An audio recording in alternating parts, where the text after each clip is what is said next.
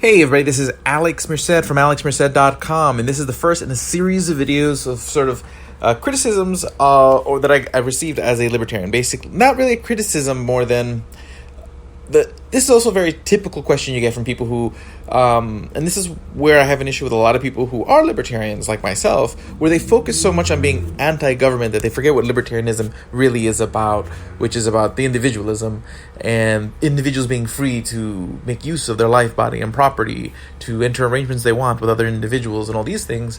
That what happens is that when you focus too much on the government, you leave yourself prone to an attack of, or you make the debate about whether government's good or bad, when really the discussion should be about how important individual rights are and the value of individual autonomy.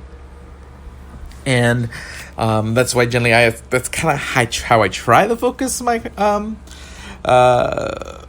I talk, not always perfectly. Of course, it's kind of hard because one of the roadblocks a lot of times to individual autonomy, to having those individual arrangements, is government. So a lot of being libertarian comes down to being very critical of government, to a different degree. Some libertarians are very critical. Some libertarians want to get rid of some parts of government. Some libertarians want to get rid of all of it.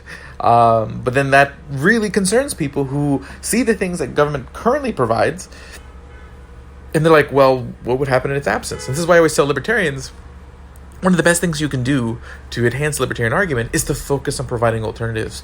If you don't want there to be, if you don't want government involved in a particular sector, then see if you can find ways to start a business, start a charity, start something to provide that instead, to provide an alternative.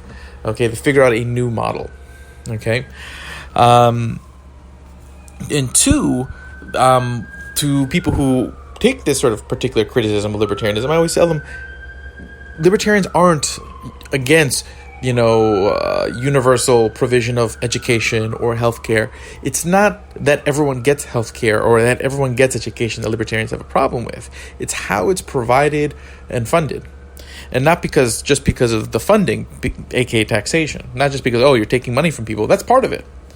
But also, when government does something, it tends to turn it into its own monopoly. This has certain governance effects that affects quality, and then it gives it an incentive to further control other sectors, and it just ends up being sort of this catch-up game. But point is, that's kind of where this conversation is going. A former student of mine, on a Facebook post, basically challenged me on these things, and I didn't want to just try to give some sort of quick quip, because a lot of the answers deserved more sophisticated elaborations. And even the answers I'm going to give in these videos aren't going to be elaborate enough to, I would say, persuade. But I think they'll be enough to at least help have a deeper understanding of where many libertarians are coming from and where their thinking is at. I would point to reading a lot of actual economists and academics who do study these things and have looked at the evidence much deeper than I have. And I'll try to point out some as I go along to really see some more persuasive, data-based, robust arguments. I am familiar with them, but I don't spend a lot of time memorizing a bunch of tables. I take the data, I listen to the arguments, I embody the arguments going forward, and I'll reflect on them. But the fact that I can't memorize every number 100% of the time isn't the way we should engage in dialogue. Be like, you can't remember every single statistic. So again, I'm just trying to set up this discussion. This is the first. This is the first one of, and I'm going to go in order. And I'm going to start with actually, it's generally the hardest thing to discuss when it comes to libertarianism, because generally, for most other things, whether it's enterprise, you can look at historical examples that kind of make the libertarian point. You can look at a lot of things. But one of the things that's just always been a hard thing to say there and say, hey, the free market's going to handle it, is the environment. Although I think that misses the point. There really isn't a good institution to sit there and be a good steward of the environment. When you look at it, there's always going to be incentive for people to use resources. I do think net markets do have an incentive for people to make more efficient and better use of resources.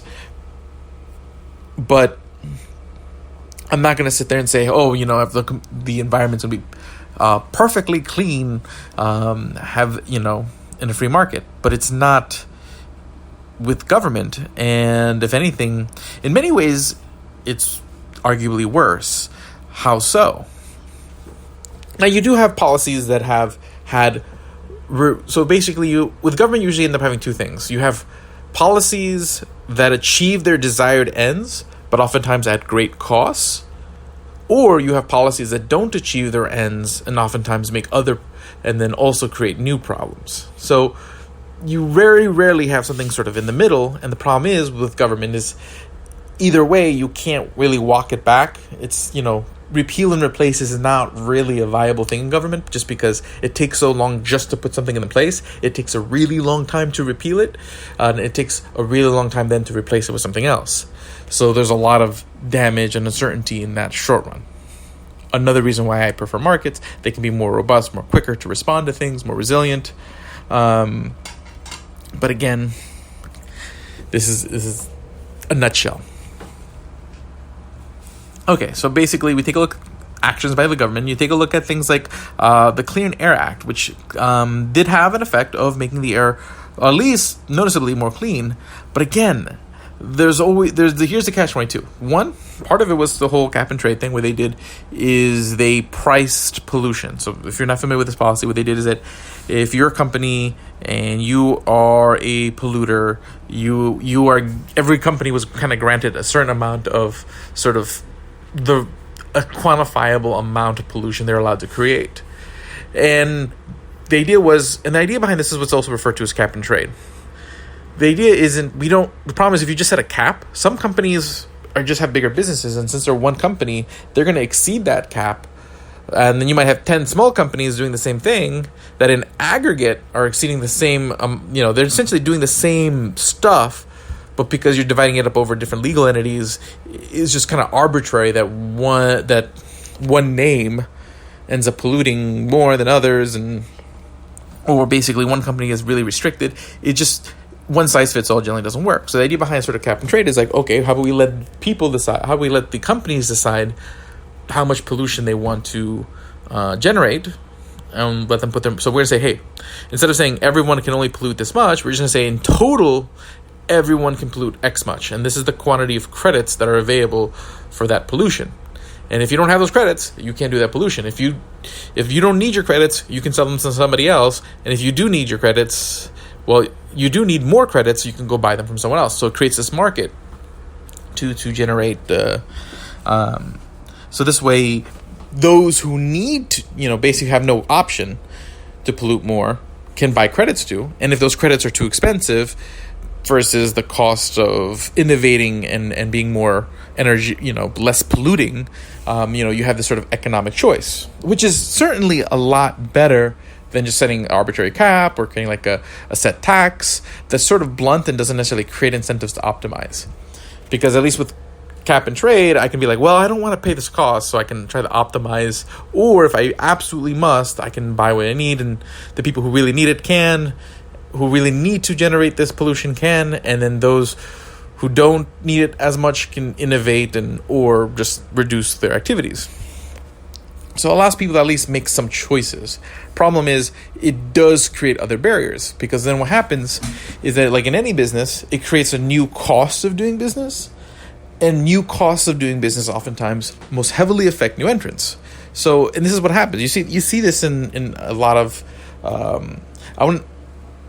in certain countries, in certain developed countries. I would say, like in the countries that usually you see struggling in Europe, not the ones that you see thriving. I wouldn't say this, like this wouldn't be true about, let's say, Denmark, Norway, Germany. There, they usually actually are fairly business friendly, and they make it really. They do facilitate the ability to start a business, actually arguably more than in the U.S.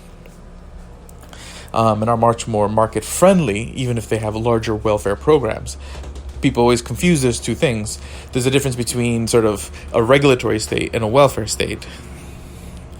They both have trade-offs and costs and benefits, but they're two different things. So what you see in the U.S. is you see a very mediocre regulatory state, a very mediocre welfare state, a very mediocre military state, while generally most of Europe you're seeing very large, robust welfare states, but actually very minimal, at least in the countries that are doing well, and are generally the ones that people point to, very minimal regulatory states. I would say minimal, much less strict, much more simpler regulations. Not that they don't have rules, but they're generally simpler, more straight to the point, and less. Which I've talked about in other videos where I've talked about how simple rules are better than more complicated rules. So while less rules are good too, simple rules are a good step in the right direction.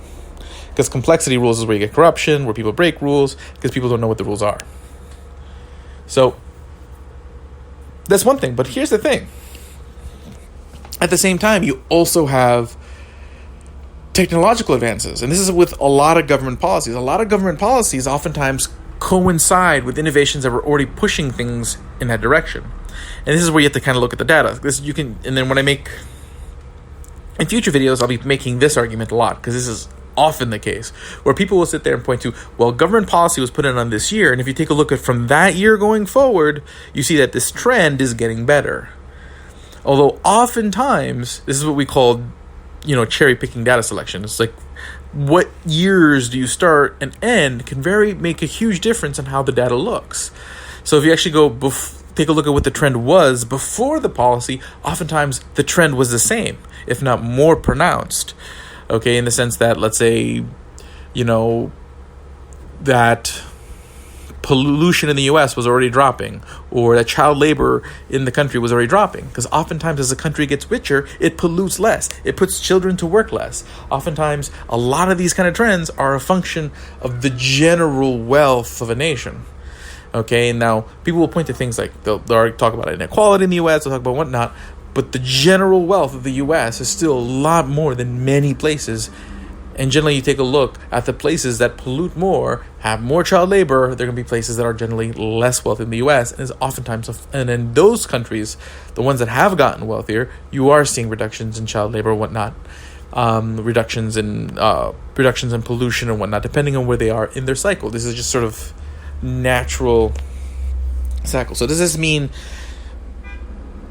Okay, so that's one thing. But then also, oftentimes, other policies go much further far as imposing costs, and also a lot of the restrictions regarding nuclear energy. Nuclear energy is much safer than it used to be. And then when you take a look at the times when you did have meltdowns, like in Chernobyl, I mean, these weren't free market countries. You watch that show Chernobyl, you can kind of see, the effects of communism and how these kind of events can happen. But, but technically, if you're looking to reduce carbon emissions now, I mean, embracing nuclear would actually be something that you can get it done fairly effectively in the short run. Now, it doesn't mean necessarily that wind and solar won't get developed and become more viable over time, but you can't have it both ways. You can't say, hey, we need to get it done now, but you're going to take the thing that can get it done now off the table. And this is what happens when it becomes political, because then people are trying to decide what's the right solution. So they sell a solution based on immediacy, but they don't choose. But then when there's a solution that provides more immediacy without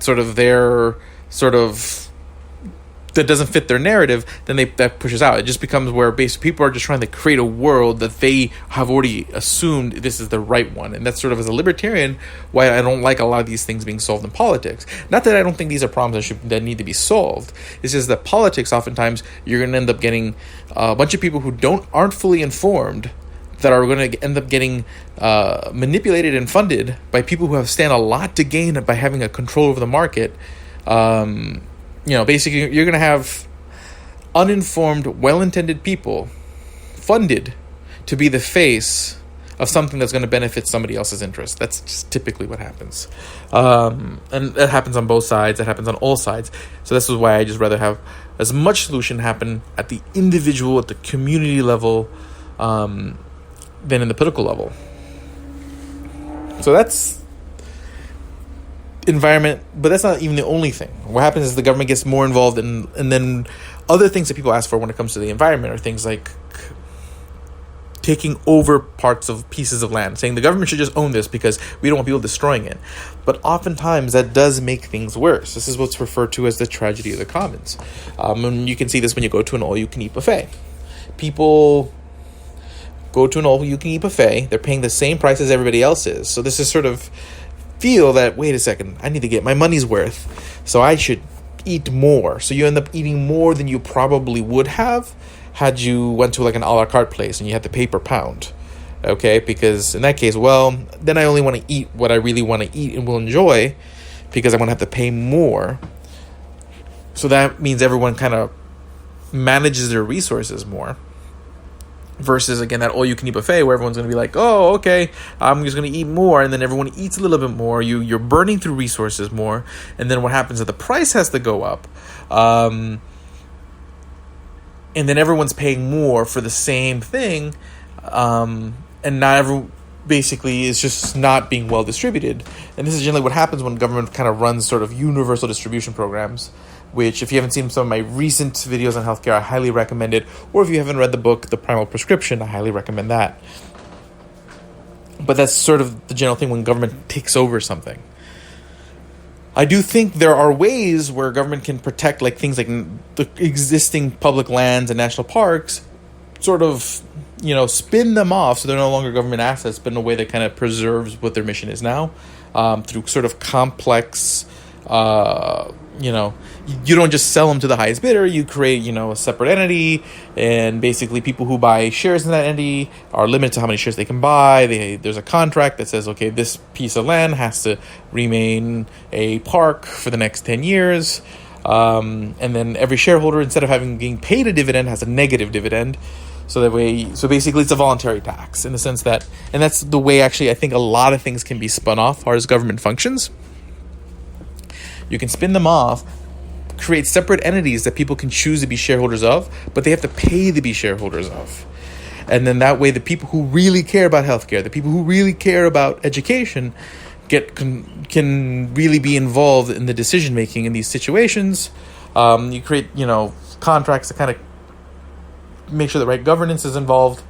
And basically, these things become funded by the shareholders. So basically, you create. Let's say you did this with the Department of, you did this with the EPA. Instead of the EPA just sitting there telling people what to do, the EPA might be a sort of private entity where everyone pays a negative dividend. Let's say negative 6% every year. So they're funding this EPA, but the EPA, since it doesn't necessarily have like rule making power anymore, what it does, it uses that money to buy assets that it thinks needs to be preserved. So if there's a piece of land here that is important to preserve, they can take the money that there's coming in from that negative dividend to either operate lands they already have or buy lands that they want to preserve, function within the market. But then again, and then people who care can then vote on who is the head of the EPA instead of the head of the EPA being determined by the president, who the president isn't some expert on environmentalism, and the people who are around him. The people the president usually appoints for these things are generally, people who made huge donations to their campaign, but people who care, who would become shareholders of the EPA because, hey, most investors don't like paying a negative dividend. Are going to be people who will be willing to pay that annual dividend so it's negative, so that means you're paying it to the company. And then basically that can be used to do that. And you can do that with education, you can do that with healthcare.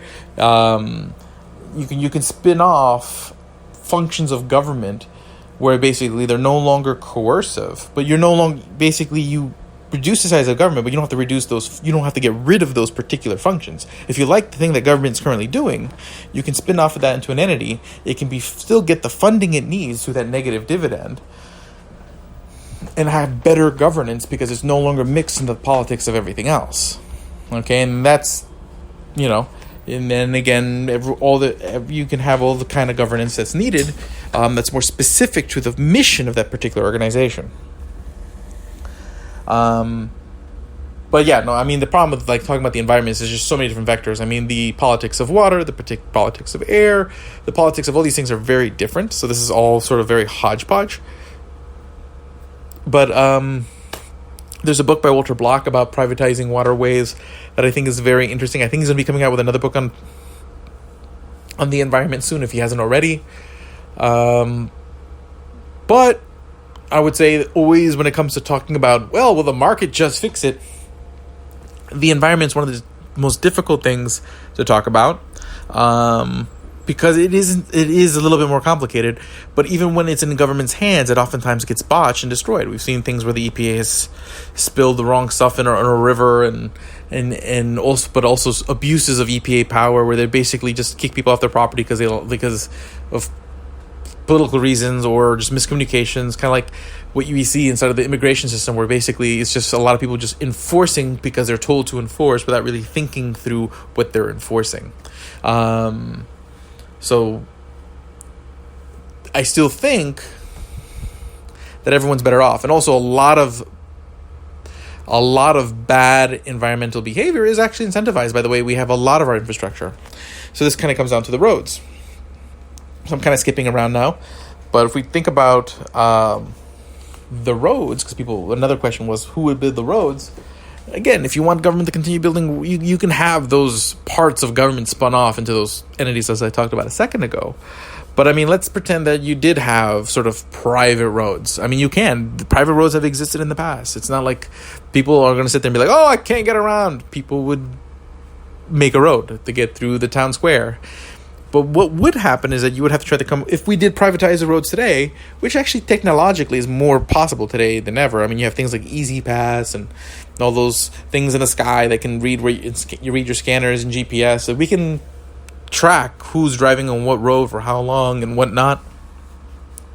But if you had to pay per usage, so if you had to pay, like, let's say 10 cents a mile to use the road system. So basically what would happen is that, let's say the government decided to privatize, well, let's say someone developed the system for tracking who's using what road, and then the roads would then get sold to different businesses, parties, whatever. And then that system kind of kept track of who drove on what road, and then those people would get, kind of like you being on Spotify, where you get paid per usage of people who listen to your songs. You would get paid for people using the roads, and you would have to maintain those roads. But to be part of the system, so basically when you do that initial sale, there would have to be a contract stating that you can only be part of the system if you maintain this road, and if the road is not maintained, it goes on to an auction or something like that. Just so that way somebody who would maintain it, who does think it's worth it, would and then basically you'd see a few things happen. You would identify where are the high traffic areas, the areas that need sort of the most infrastructure investment, and those companies are going to get it. Because right now, oftentimes when there's money sort of allocated for infrastructure spending, they don't immediately send it to the roads that need the most. They send it to the roads in the neighborhoods that have the most political connections, which are oftentimes the wealthiest neighborhoods. That's just what happens, okay? I mean, I see this here in Brooklyn all the time, where basically there are roads in disrepair, oftentimes in the poorest neighborhoods, but then I see the roads in the richest neighborhoods get redone like once or twice a year. It gets politically distributed instead of... But again, if you have a system like that, you would actually probably see a much money... Basically, you're going to end up generating more money on roads that have higher traffic, so more money is going to go to those particular roads to maintain them. And roads that are less used, this, regardless of the politics, regardless of who lives there and how rich they are, they're not generating money, so they're only going to get the maintenance that they need. So, the roads. So I kind of already touched on a lot of these other answers as I explained those. So again, the environment, I kind of went on that for a bit. Now, same thing, basic child labor, work safety standards. That comes back to sort of the argument that I was making later, where oftentimes the laws that came in the past were oftentimes codifying trends that were already happening. I mean, we see that, and you can see this happen over and over again when you take a look at developing nations, where developing nations often start with very little infrastructure, nothing else to offer other than cheap labor. But that cheap labor then attracts companies to go there for the cheap labor, and they invest in creating roads and infrastructure because they need that for their business. But the money they're saving on the labor is worth making those investments. And as that infrastructure develops, that capital develops, and that capital accumulates in that country, wages go up because, there's people start getting more educated. Basically those initial cheap labor workers, they're better off than they were before, because before they were making nothing or worse than with the little the little money they are getting. But they're able to get their kids more educated. Again, all that infrastructure is building up. And then what happens, that next generation is more educated. They can apply to higher wage jobs. And that kickstarts the development of that nation. Without that initial cheap labor, that nation would just be stuck in sort of this subsistence thing. That's what happened in literally every nation at some point. Okay, and then, I mean, right now you're seeing China becoming so high wage that people are going to other countries, and eventually you'll see sort of all the places that aren't developed now get developed as basically, and it's not that all businesses need cheap labor. Okay, it's really just sort of very particular industries that need cheap labor, textiles, some aspects of manufacturing, although a lot of manufacturing really is more being automated than it's going to cheap labor. But particularly like textiles, as it gets priced out of one country to the next, developing one nation after the other, what it is, it's slowly being that catalyst for different nations to develop. And so a lot of times people just take a look at what's happening in this moment, and they're not looking at the full context, what's happening over a long period of time, and sort of what are the cycle of these things. And and then the problem is, it's what happens if you cut the cycle. Like, it's kind of like a teapot pigs. People will try to sit there and try to sell you, and they're like, oh, these cute little pigs that'll stay small. But oftentimes those pigs are starved or treated horribly. So basically they're cut off from their natural cycle. So they're never able to grow, and they have all sorts of health problems for it. I mean, this is what happens when you kind of intervene in sort of what natural cycles exist. Okay, healthcare. Healthcare is complicated, like anything else. But I think really the best explanation of this, I think, is in the book The Primal Prescription, and I don't think I can do that book justice. So I just recommend people to read The Primal Prescription. It really goes into the history of how the U.S. healthcare system got where it is. But do keep in mind that a lot of people don't realize that technically in the U.S., the vast majority of health purchases in healthcare are already done by government, whether it is through Medicaid, Medicare, or the Veterans Administration System, which show you three different models of healthcare, where you basically have a vertical monopoly, which is the VA system, where basically they're not just paying for the healthcare, they're providing it. And you see a lot of the problems that people would expect in the VA, long waits, last time I explained this, it took me 40 minutes. So basically, I would refer to you a video I did recently on healthcare. Just look up Alex Merced Healthcare. It was a video from 2019, I think in July.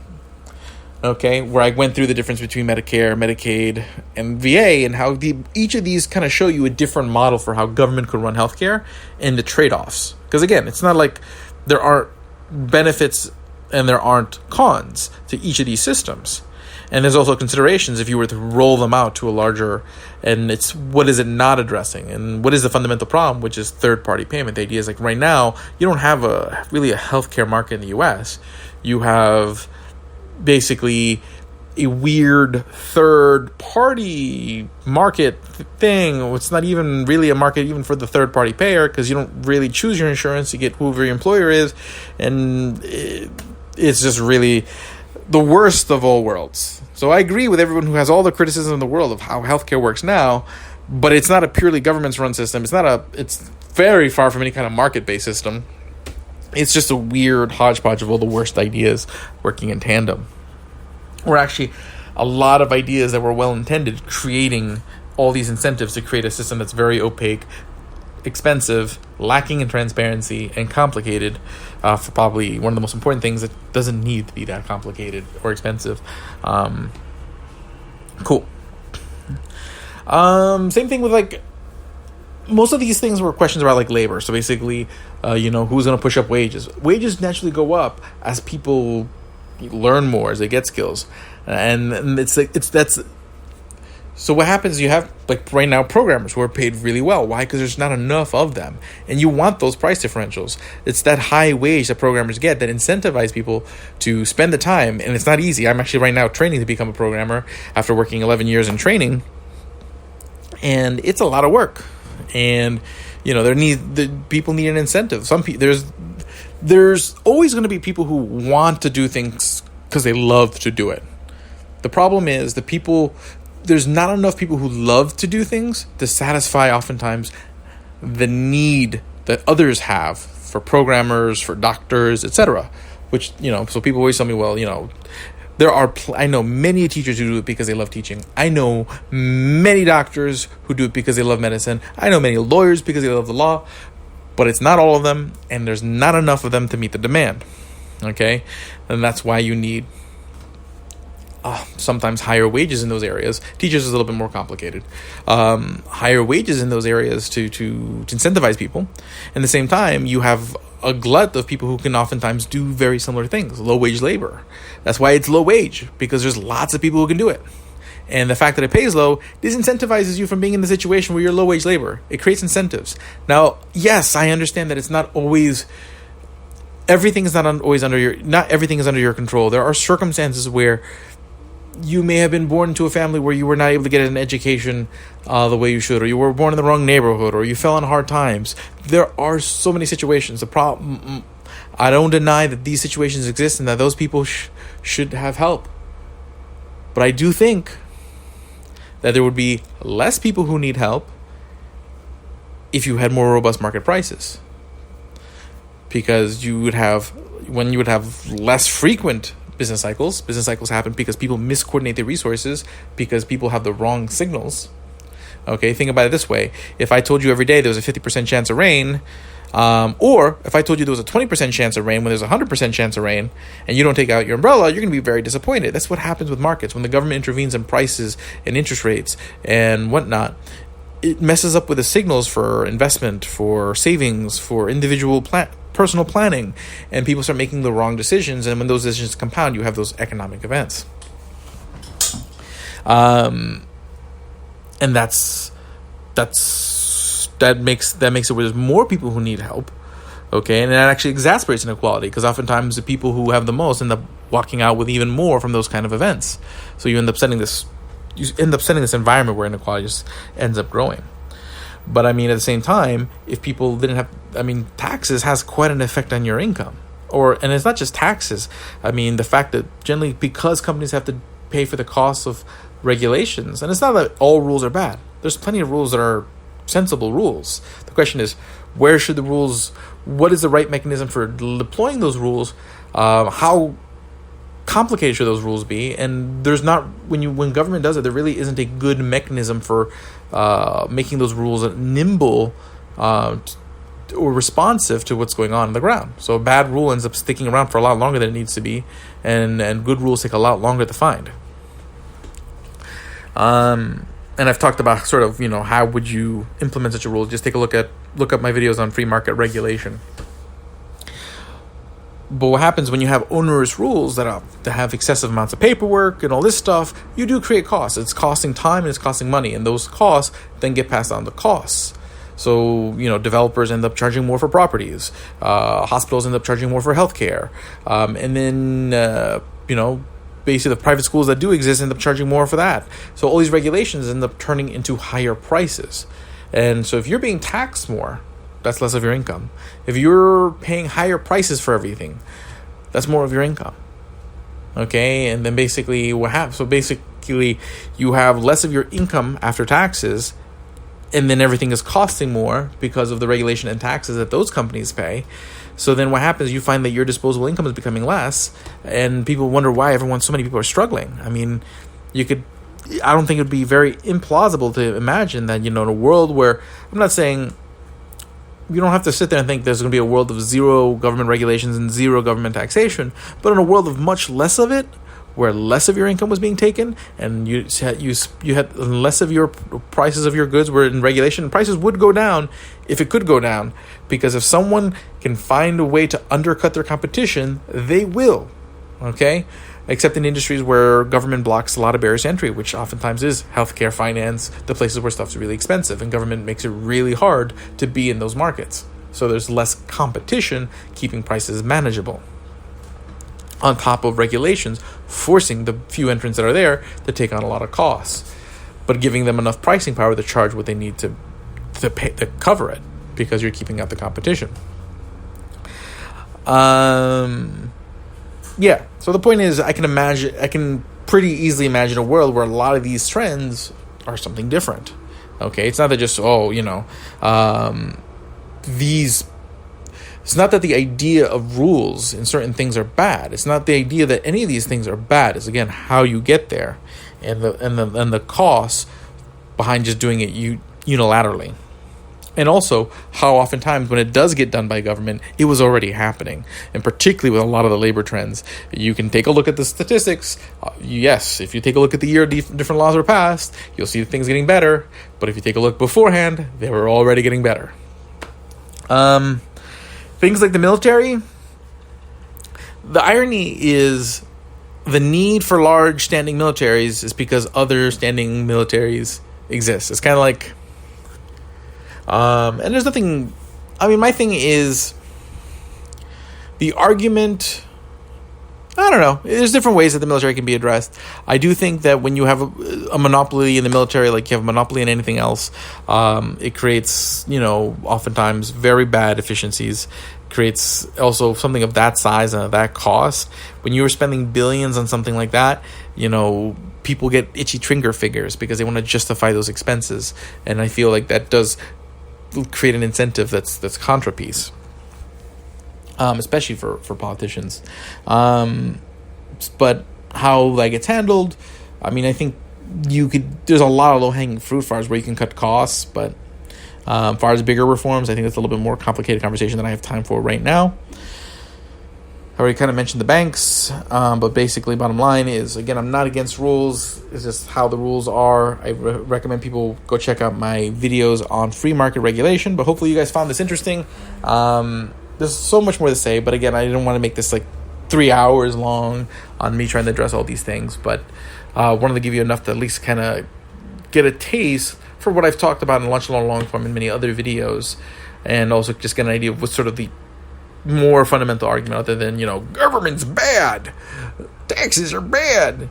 Okay, it comes down to distorting incentives, and when you distort incentives to optimize, people end up wasting resources, which creates higher costs for others, which also then creates worse and also means a poorer environment for others. People always say, well, we shouldn't have to worry about the cost of stuff, but at the end of the day, scarcity is a real thing. So you want incentives for people to optimize. You want incentives for people to learn the skills that are going to make it easier for them to, and basically when you're studying, when you go and get high-end skills, you are providing society a value. Okay, technology, especially things like technology, engineering, you're providing a lot of value to society and you get rewarded for it. That's not a bad thing. That's a great thing about a market, is that it rewards people for working on the projects that most need working on. But far as, again, existing government functions, I think there are ways you can shift those to more libertarian friendly ways that actually have better governance and might get you better results. Referring to sort of those sort of negative income tax spin-off type, negative dividend spin-off entities kind of thing, where you just completely separate it. So my name's Alex Merced from alexmerced.com. Have a great day and enjoy.